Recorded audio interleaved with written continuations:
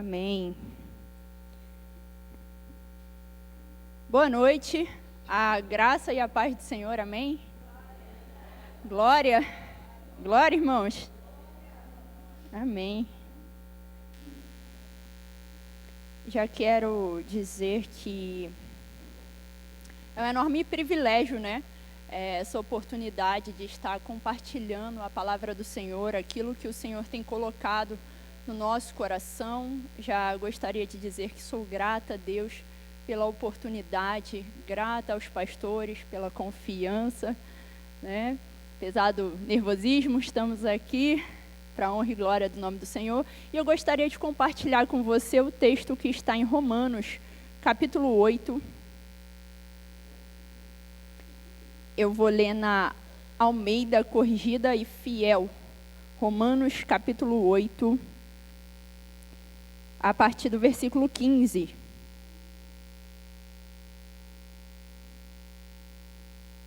Amém? Amém. Está dizendo assim: porque não recebeste o espírito de escravidão, para outra vez estardes em temor, mas recebeste o espírito de adoção de filhos, pelo qual clamamos, Abba, Pai. O mesmo Espírito testifica com o nosso espírito que somos filhos de Deus. E se somos filhos, somos logo herdeiros também, herdeiros de Deus e co-herdeiros de Cristo. Se é certo que com Ele padecemos, para também com Ele sejamos glorificados. Porque, para mim, tenho por certo que as aflições deste tempo presente não são para comparar com a glória que em nós há de ser revelada. Porque a ardente expectação da criatura espera a manifestação dos filhos de Deus. Curve a sua cabeça, vamos fazer uma oração.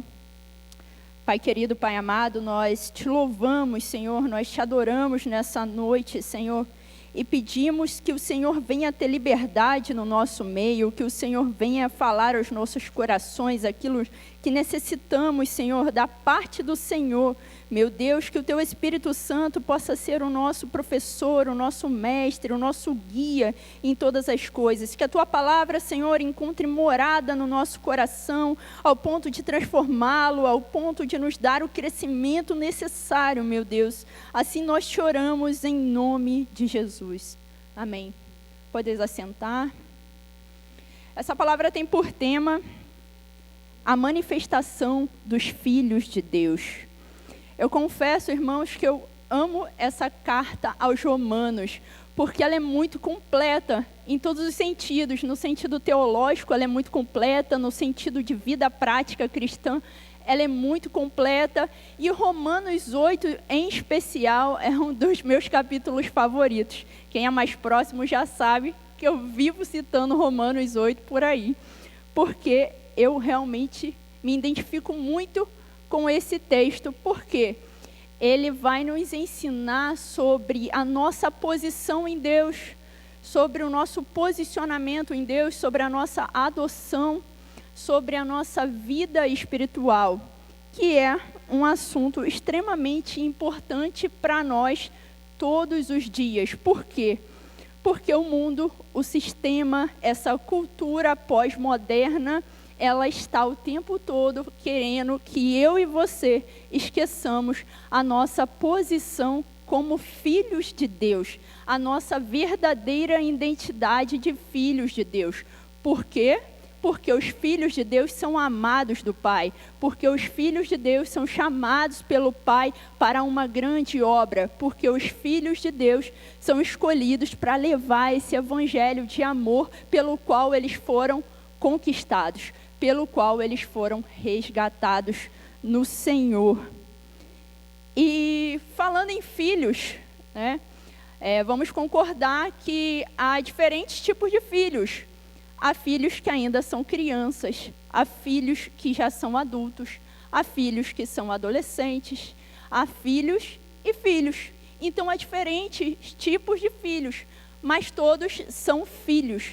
E esse texto de Romanos, ele é muito interessante, porque o apóstolo Paulo, quando inspirado pelo Espírito Santo para escrever essa carta aos Romanos, ele vai usar diferentes palavras para identificar filhos.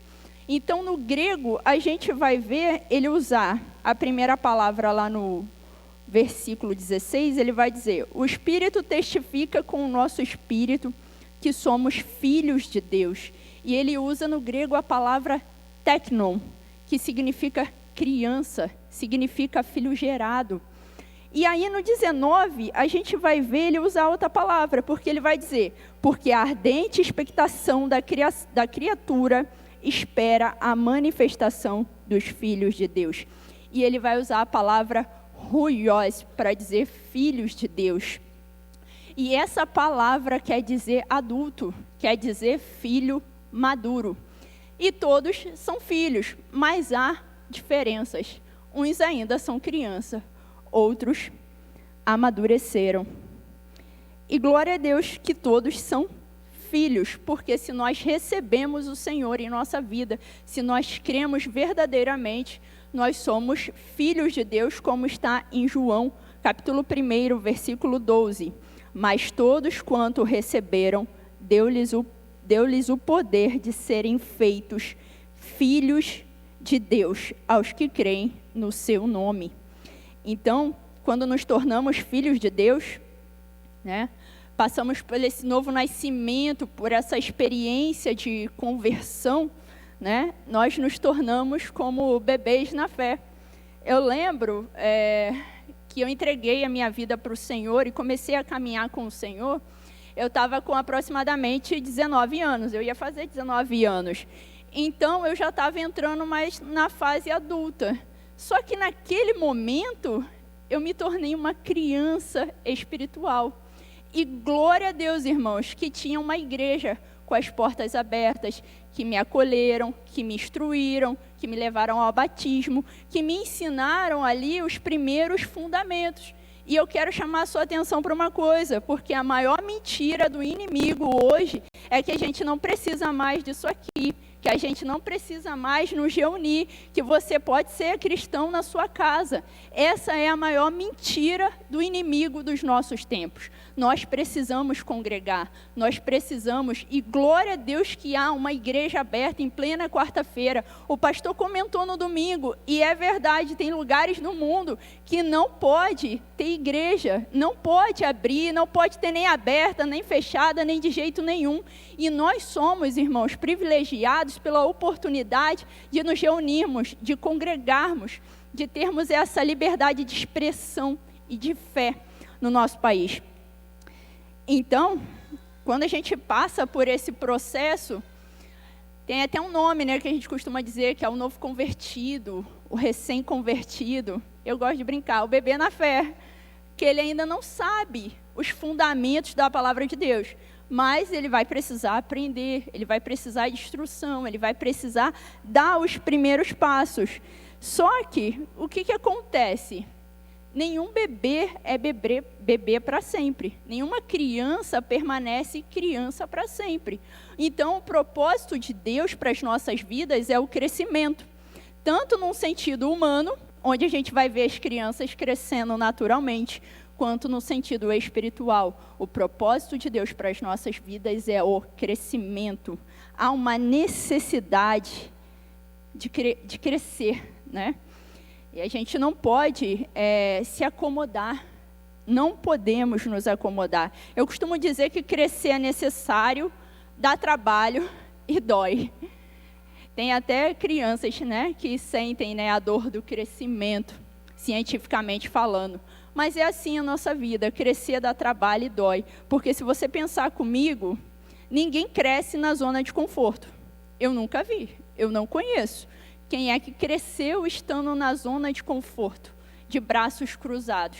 Eu nunca vi. É necessário o quê? Empregar esforço, né? Quando você quer melhorar na sua vida profissional.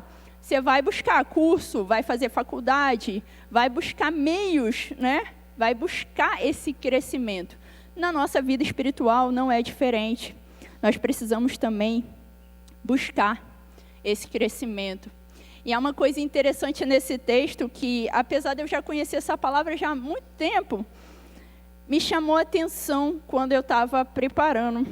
É o versículo 18, porque justamente ele está entre os teknon de Deus e os ruiós de Deus, entre as crianças e entre os adultos, entre os filhos maduros. E ele vai dizer no versículo 18, porque para mim tenho por certo que as aflições desse presente tempo não são para comparar com a glória que em nós há de ser revelada. E nisso nós vemos a primeira diferença entre o adulto e entre a criança, entre a criança e o filho maduro, é a capacidade de suportar um breve sofrimento enquanto espera a glória que há de ser revelada. Se a gente observar humanamente, a criança tem muita pouca resistência ao sofrimento, muita pouca resistência à dor. Se você cair, tropeçar, ralar o joelho, você vai levantar e vai seguir vida normal, apesar de ficar muito chateado por isso acontecer. Mas se uma criança pequena tropeçar e ralar o joelho, talvez ela levante como? Em prantos, porque ela ainda não aprendeu a suportar esse pequeno processo, apesar de sabermos que daqui a pouco vai passar uns 10 minutos e ela vai estar correndo novamente, porque ela também vai esquecer. Só que essa é a diferença. Nós, adultos, já entendemos, já suportamos essa aflição, esse processo. Mas é importante lembrar, como diz esse texto, há uma glória que em nós há de ser revelada. Esse sofrimento não é para sempre, essa aflição não é para sempre. Essa prova que nós passamos aqui, ela não é para sempre. Ela tem um propósito, Deus usa para o nosso crescimento, Deus usa para o nosso amadurecimento, e ela tem um fim, há um tempo determinado para isso por Deus. Irmãos, há muitas passagens que reforçam a questão do nosso crescimento espiritual. Hebreus, capítulo 5, versículo 12, vai dizer: de fato, embora a esta altura já devessem ser mestres, vocês precisam de alguém que lhes ensine novamente os princípios elementares da palavra de Deus. Estão precisando de leite e não de alimento sólido. Quem se alimenta de leite ainda é criança e não tem experiência no ensino da justiça, mas o alimento sólido é para os adultos, os quais, pelo exercício constante, tornaram-se aptos para discernir tanto o bem quanto o mal. É interessante esse texto porque ele reforça que há uma necessidade de crescimento. O escritor aos Hebreus, ele vai dizer: olha, vocês já eram para estar recebendo alimento sólido, porém, vocês ainda precisam de leite, porque vocês ainda não cresceram, vocês ainda não amadureceram, vocês não estão prontos para outra fase, para o outro alimento, né? Irmãos, há coisas maravilhosas no reino de Deus, no mundo espiritual, que são para os maduros, que são para os filhos adultos de Deus, e não para as crianças, porque Deus conta com os filhos maduros. Deus conta com os filhos maduros e não com as crianças. Isso me lembra uma coisa engraçada. Enquanto preparávamos o culto do IBV Kids, a nossa liderança, Jucimara, falou assim: vamos colocar na portaria 2 adultos e 2 crianças, para a gente não correr o risco da criança sair de lá na hora errada. E a gente, amém, glória a Deus. E fomos. Quando chegou aqui no dia do culto, apareceram outras crianças para ajudar na portaria. Muito solícitas, muito voluntárias. E eu já aprendo aí com as crianças, né? Como eles têm uma disponibilidade diferente da nossa, né, irmãos? Às vezes é tão difícil para a gente, mas eles não. Eles vão lá e pronto, e faz. E aí, vou dar o exemplo, se a Samanta me permite, do Gael. Gael chegou na portaria e pediu a placa. E eu falei, ok, toma aqui. E falei para ele, olha, Gael, se você cansar e não quiser mais, devolve para a tia. Irmãos, passou mais ou menos uns 10 minutos. E foi exatamente o que aconteceu. Muito obediente, ele virou e me devolveu a placa. E foi embora. E eu amei. Aí daqui a pouco ele voltou e pediu novamente. E eu falei a mesma coisa para ele, mas aí passou mais ou menos 5 minutos. E ele me entregou a placa de novo e foi embora. O que eu quero dizer com isso? Que há responsabilidades que Deus vai contar com as crianças, mas há as responsabilidades que Deus conta com os adultos, com os maduros na fé. E Deus sabe com quem Ele pode contar. E eu não estou dizendo aqui que Deus não conte com os nossos pequenos, tá? Com as crianças, Ele conta e Ele usa as crianças. Mas eu estou dizendo num sentido espiritual, né? Ele conta com os filhos maduros para certas responsabilidades. Amém?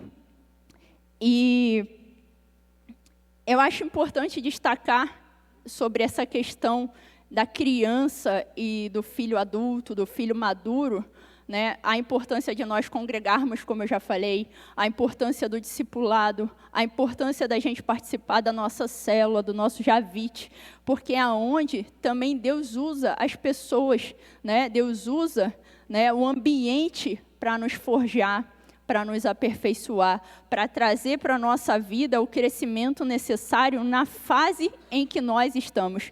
Deus sabe a fase que cada um de nós está e aquilo que nós precisamos, e assim acontece, né?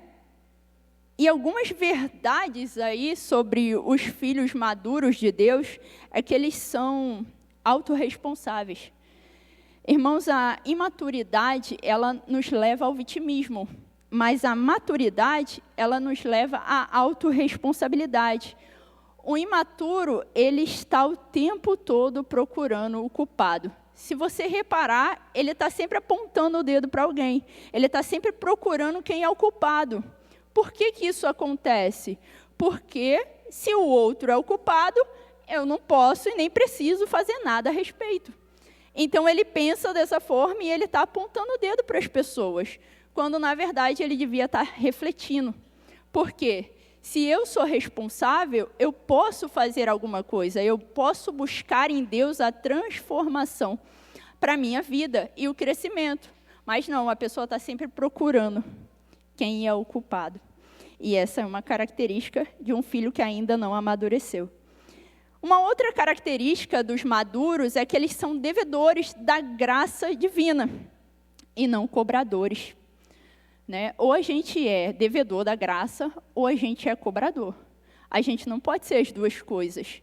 Se a gente entende que recebeu de Deus muito mais daquilo que merecíamos, nós somos devedores da graça e não há nada que eu e você possamos fazer para pagar por aquilo que o Senhor nos deu, porque Ele nos dá infinitamente mais. Mas o cobrador, irmãos, nunca está satisfeito. Ele está sempre infeliz e ele está sempre buscando o que está faltando. Está faltando isso, você está me devendo isso, está me devendo atenção, está me devendo carinho, está me devendo presença, está me devendo ensino, o pastor está me devendo que não me cumprimentou. Ele está sempre buscando. Irmãos, ainda tem uma coisa, às vezes ele está cobrando o Senhor também. Ele dobra o joelho lá no quarto dele e ele diz: Senhor, eu te sirvo, eu estou na tua casa, eu entrego o dízimo, eu entrego a oferta, cadê a bênção que eu estou esperando? Ele está cobrando até de Deus, irmãos, misericórdia. Ele ainda não entendeu o que é a graça divina, o que Jesus já fez por ele. Então, a gente vai percebendo algumas coisas. E um outro detalhe sobre esse crescimento, essa maturidade cristã, é que ela não tem nada a ver com a nossa idade, com a nossa cor, com o nosso status social, nem com nada disso. Infelizmente, eu conheci pessoas no Evangelho que estavam na igreja há 20 anos, mas se eu olhava para a vida dela, misericórdia, o comportamento, a atitude não era de um filho maduro. Pelo contrário, você ficava assim, ué, mas você não está na igreja, né, há tanto tempo? Mas não, ela estava sempre o quê? Procurando um culpado, apontando um erro, apontando um defeito. E, normalmente, essas são as pessoas que nunca se voluntariam para ajudar em nada. Elas nunca chegam para Deus e falam: Senhor, como eu posso te servir? Elas nunca vêm perto do pastor e falam: pastor, o senhor precisa da minha ajuda aqui? Elas não fazem isso, mas elas estão sempre, ó. E eu conheci, ao longo da caminhada, também adolescentes, jovens, que estavam amadurecendo tão extraordinariamente em Deus, que você ficava maravilhado de ver a obra do Senhor acontecendo na vida do irmão. Então, não tem nada a ver com isso. A maturidade, esse crescimento, ele tem a ver com a nossa entrega ao Senhor, com a nossa busca, né, com o nosso desejo de crescer, com o desejo de sair da zona de conforto e buscar a Deus, buscar intimidade com o Senhor, buscar relacionamento com o Senhor, buscar estar na presença do Senhor. E um outro ponto sobre esse crescimento espiritual é que ele vem de Deus. Então, eu não posso terceirizar. A igreja não é responsável pelo meu crescimento. Os pastores, as lideranças, eles não são responsáveis pelo meu crescimento, porque o meu crescimento vem do Senhor. A palavra de Deus diz em 1 Coríntios, capítulo 3, versículos 6 e 7, eu plantei, Apolo regou, mas Deus deu o crescimento.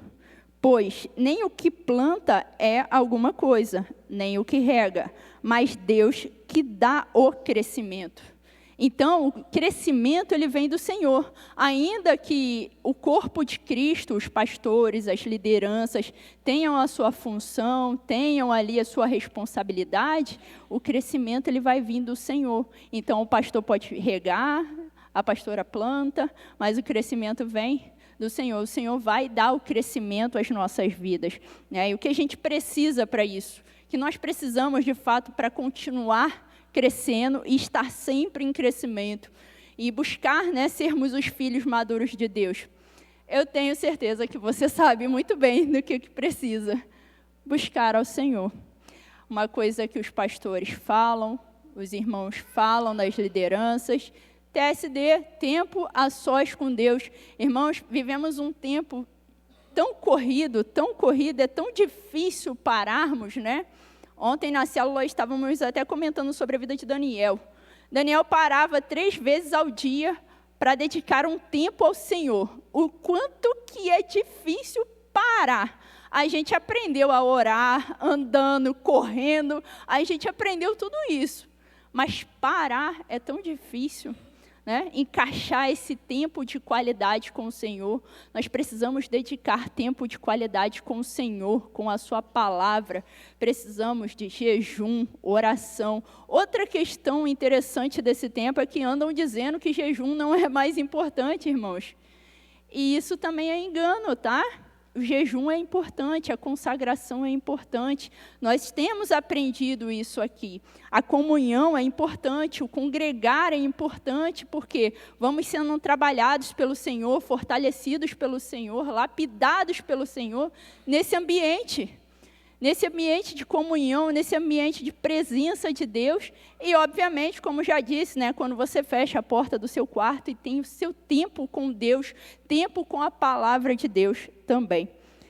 Então, eu tenho certeza que você já sabia disso.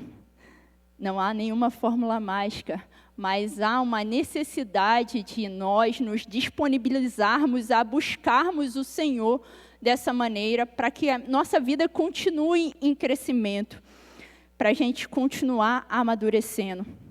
E a gente não pode esquecer, né? A criança, no natural, para ela crescer de maneira saudável, do que ela precisa? De uma boa alimentação. A Elisa saiu do ventre, o que os médicos falaram? Leite materno. Alimentação boa, alimentação saudável. E nós não podemos nos esquecer que a palavra de Deus é o nosso alimento. A palavra de Deus tem os nutrientes necessários para a nossa vida espiritual. Há uma necessidade disso. É tão necessário o contato com a palavra de Deus diário, o quanto nós temos com o alimento natural. É tão importante quanto tomar banho. É importante e não pode ser negociado. Irmãos, mesmo com toda a nossa agitação, com toda a nossa correria, nós precisamos nos esforçar e buscar estar na presença do Senhor e da sua palavra. Amém. É isso, o nosso relacionamento com Deus, a nossa comunhão, a nossa intimidade que vai gerar esse crescimento necessário. Deus deseja o nosso crescimento, pois, como filhos maduros, Ele conta conosco, como está nesse texto que a gente leu no início, Romanos 8,19, porque a criação espera a manifestação dos filhos maduros de Deus. É verdade que esse texto nos lembra da glória vindoura, da redenção completa que receberemos de Cristo, mas ele está falando do hoje. Ele também está falando do agora, porque nós vamos voltar para os nossos lares e precisaremos manifestar como filhos de Deus a presença gloriosa do Senhor no nosso lar. Amanhã estaremos no nosso trabalho, na nossa escola, na nossa faculdade, e lá também precisaremos manifestar, como a Vânia até pregou semana passada, refletir a glória de Deus naquele lugar. E há pessoas sedentas pelo Senhor nesses lugares, esperando a manifestação de um filho maduro de Deus, esperando a palavra de um filho maduro de Deus, que já é comissionado pelo Senhor. Nós temos no Senhor esse id, essa autoridade para ir e falar em nome dEle, para a glória do nome dEle, e nós não podemos nos esquecer disso.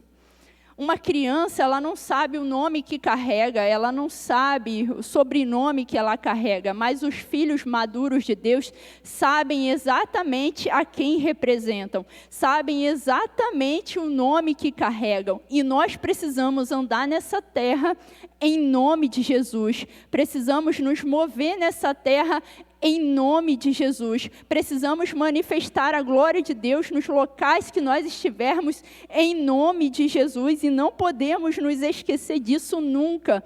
À medida do nosso crescimento, eu gosto desse texto em Efésios, capítulo 4, 13 ao 15, que vai dizer aqui, ó: até que todos cheguemos à unidade da fé e ao conhecimento do Filho de Deus, o homem perfeito, à medida da estatura completa de Cristo, para que não sejamos mais meninos inconstantes, levados em roda por vento de doutrina, pelo engano dos homens, de que com astúcias enganam fraudulosamente. Antes, seguindo a verdade em amor, cresçamos em tudo naquele que é o cabeça, Cristo. Essa é a medida do nosso crescimento, irmãos. Nós precisamos continuar buscando o Senhor, precisamos continuar amadurecendo, precisamos continuar crescendo, precisamos continuar até a estatura de Cristo. Eu conheci uma pessoa que ela dizia, bom, se você já está perfeito, se você já é, né? Se você já chegou lá, Deus pega e te leva. E eu achava aquilo engraçado, e às vezes eu compartilho isso. Porque se estamos aqui, é que a gente ainda está na nossa fase. Cada um de nós está vivendo um momento com Deus, mas todos nós ainda estamos, né, buscando estarmos, né, na estatura de Cristo.